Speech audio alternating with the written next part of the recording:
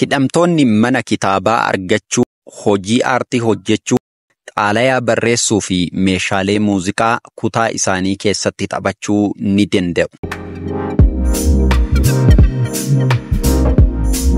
Baandiin hidhamtootaallee mana sirreessaa kana keessa akka turetu himama.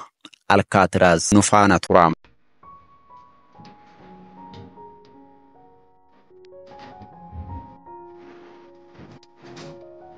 Juun 11 bara 1962 hidhamtoonni Alkaatiraaz jalaa miliqan. As buuteen isaanii dhoksaa ta'ee hafe. FBI waa'een isaanii ciqileen naga baabbate nagaheera harkanii xadhee ittiin isaan hammaaru hin qabu jechuudhaan ifatti xummuree biraa gala. Jiraatanii bal'oon jireenya isaanii du'anii ammoo ekeraarreeffa warra sanii tokkollee hin argamne.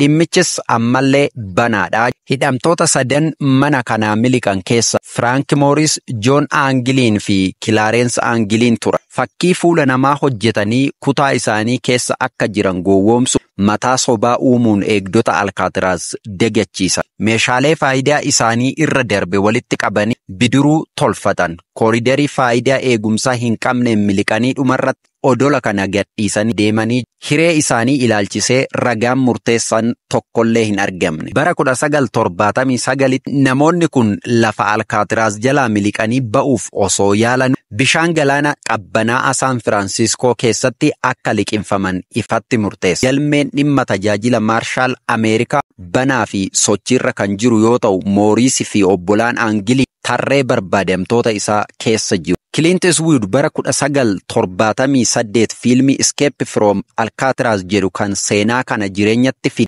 keessatti hirmaateera.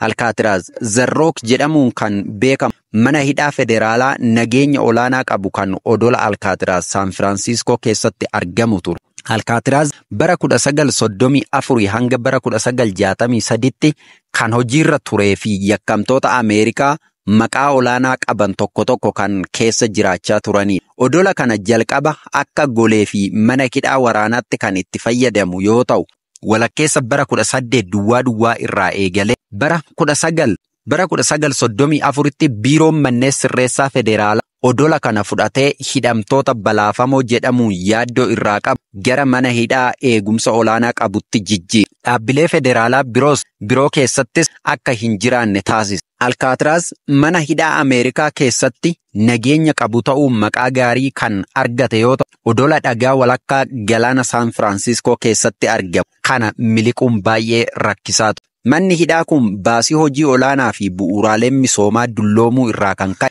bara 1963tti cufa. Alkaatiraaz meeshaalee qulfii ammayyaa eegdota hidhatanii galma qawwee mana seelii ilaalan keessatti dabalatee tarkaanfiiwwan nageenyaa cimaa fudhachuudhaan maqaa gaarii mana qabu ture. Hidhamaan tokko kutaa tokkotti kan galfamu si'a ta'u sochiin isaanis cimsee kan to'atamuudha. Hidhamtoonni mana kitaabaa argachuu danda'u. Hojii aartii hojjechuu, xaalayaa barreessuuf meeshaalee muuziqaa kutaa isaanii keessatti taphachuu ni danda'u.